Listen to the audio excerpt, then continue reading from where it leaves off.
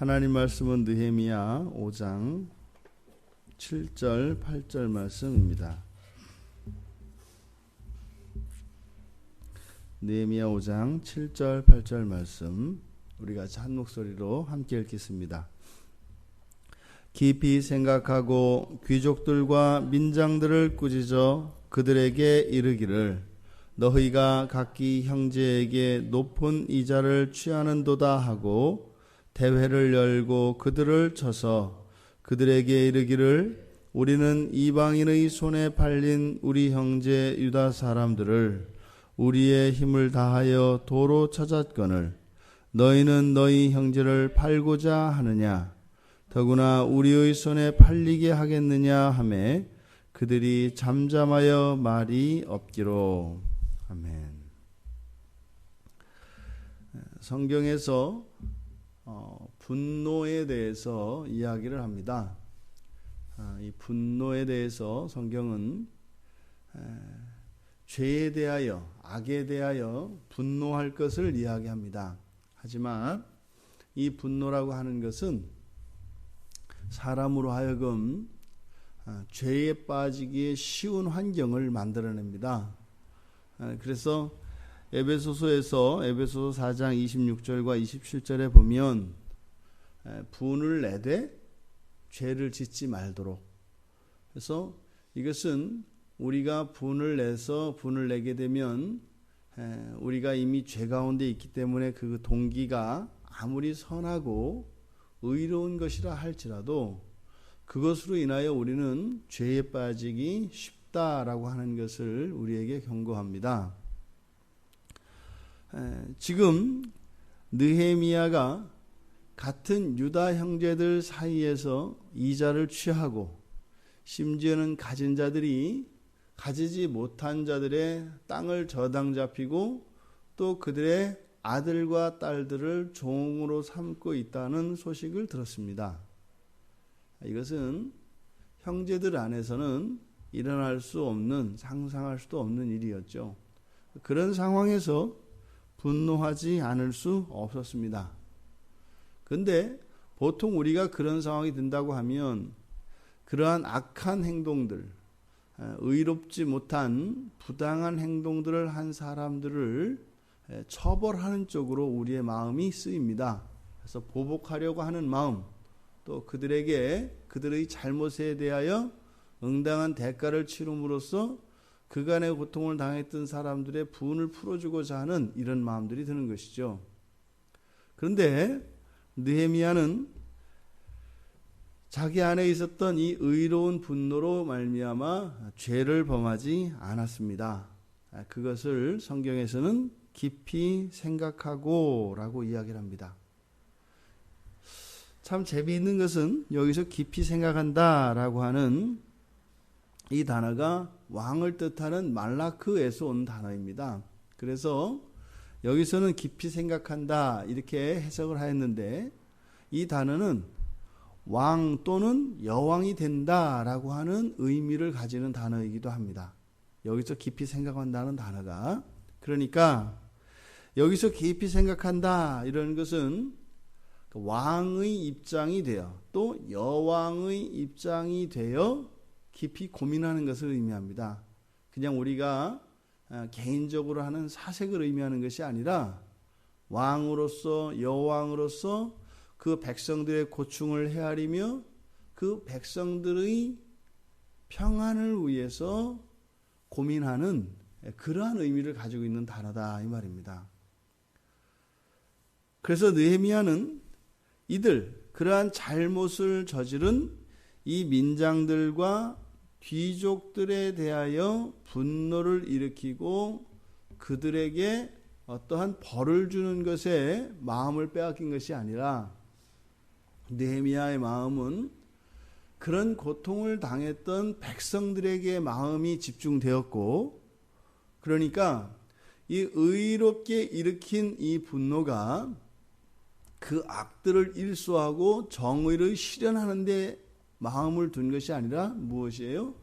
지금 비탄에 빠져 있고 고통당하고 있는 그 생활고에서 너무나 처절한 삶을 살고 있는 그들의 생활 환경을 바꾸어 주는 것, 다시 말해 그들을 구원하는 일에 느헤미야의 마음이 포커스가 맞춰졌던 겁니다.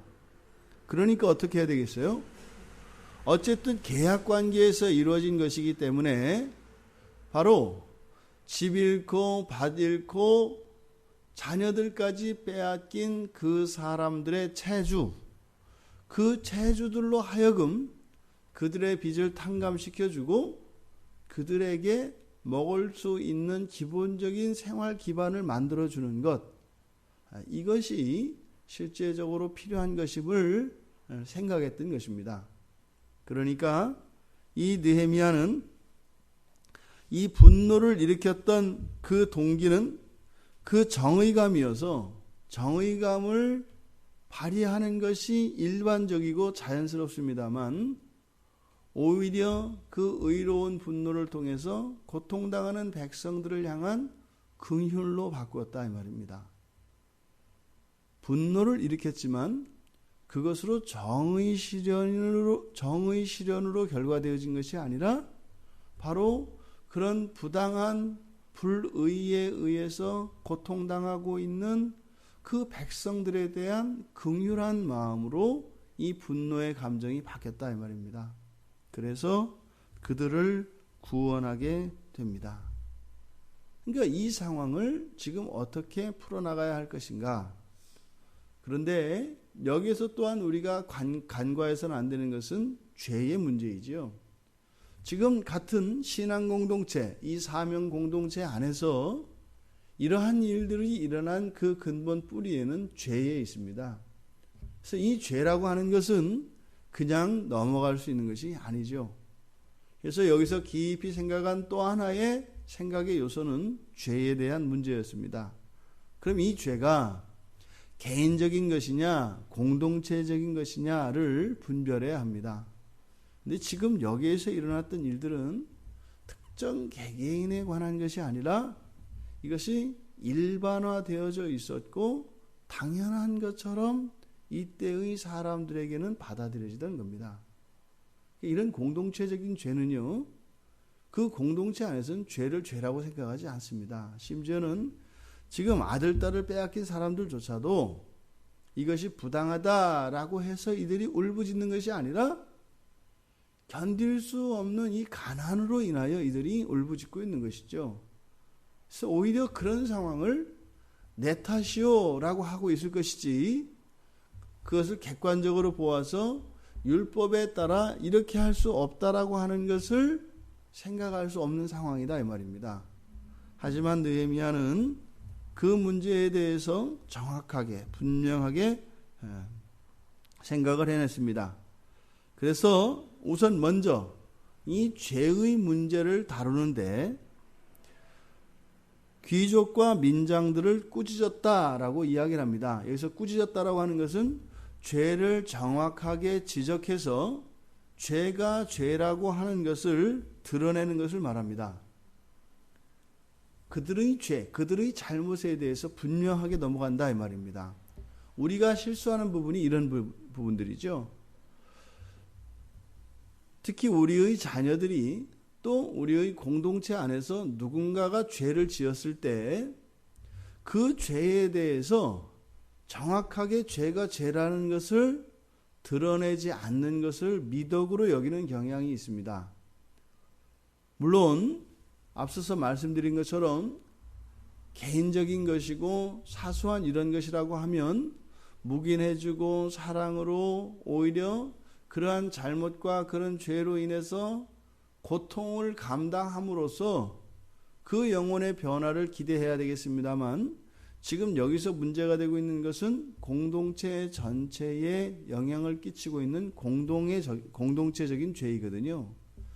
이 부분에 있어서는 분명하게 그것이 잘못된 것임을 드러내야 합니다. 그리고 나서 느헤미야가 그 부분에 대해서 정확하게 이야기를 합니다. 너희가 각기 형제에게 높은 이자를 취하고 있다. 이것은 이스라엘의 구약의 율법에 의하면 있을 수 없는 겁니다. 형제들 간에는 취리할 수 없게 되어 있지요. 그리고 나서 대회를 열어, 이 대회는 소송을 여는 겁니다. 그래서 총회를 열어서 총회에 붙여서 그들의 죄를 고발하는 것이거든요. 그들에게 이어서 느헤미야는 지금 이들은 포로지에서 이제는 귀환하여 성전을 짓고 있는 사람들인데, 다시 말해 이스라엘의 회복을 위하여, 이스라엘 백성들의 자유를 되찾기 위하여 이들은 지금 일을 하고 있는데, 지금 그 안에서 또 다른 굴종과 또 다른 노예의 상태를 만들어내고 있는 이들의 처신이 얼마나 악한 것인지에 대해서 이야기를 합니다. 그런데 이들의 반응은 그들이 잠잠하여 말이 없기로 라고 이야기합니다. 이것은 동의할 수 없다는 태도입니다. 아니, 내가 그들을 찾아가서 그들을 꼬드겨가지고 내 돈을 쓰게 한 것도 아니고, 그들이 찾아와서 선처를 베풀어 달라고, 도와달라고. 그래서 아니, 우리가 이렇게 내 이자 받고 이럴 수 없지 않냐고. 아니, 내가 이자를 줄 테니까 어쨌든 해서 돈을 좀 빌려달라고. 그리고 나중에는 땅까지 맡기고, 나중에는 자식까지 갖다 종으로 판 것은 누구예요? 그들이다, 이 말입니다. 그러니까 이 체주가 된 유다 형제들은 자신들의 잘못에 대해서 처음에 이것을 받아들일 수가 없었어요. 왜냐하면 본인들이 악의를 가지고 했던 일들이 아니기 때문입니다. 우리들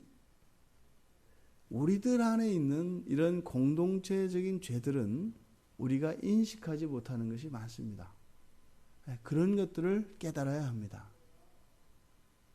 우리의 삶 속에서 우리가 싸워야 되는 대상인 사단 마귀와 이 죄는 개인적인 것과 공동체적인 것이 있습니다.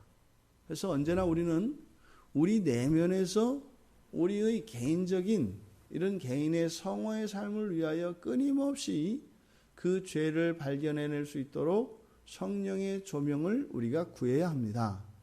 하지만 이것은 개인적인 문제뿐만 아니라 공동체적으로 공동체 안에 관행이 되어져 있는 것, 그 가운데 죄된 것, 이것을 우리가 끊임없이 발견해내고자 하는 문제의식을 가지고 있어야 합니다. 이게 뭐라고요? 이게 개혁주의라고요. 개혁주의라고 하는 것은 끊임없이 나 자신과 우리 교회 공동체는 개혁의 대상인 것을 알고, 끊임없이 하나님의 말씀 앞에 더 온전해지기 위하여 잘못되어진 것들을 바꾸어야 될 그런 요소를 가지고 있는 우리 공동체라고 하는 인식을 가지는 것, 이것이 개혁 정신입니다. 부디 지금 느헤미야를 통하여 일어나고 있는 이러한 개혁의 일들이 우리들 각자의 내면과 우리의 공동체 속에서 일어나기를 바랍니다. 그래서 하나님의 의가 실현되어짐으로써 우리의 삶 속에 하나님의 영광이 나타나기를 주님의 이름으로 축원드립니다.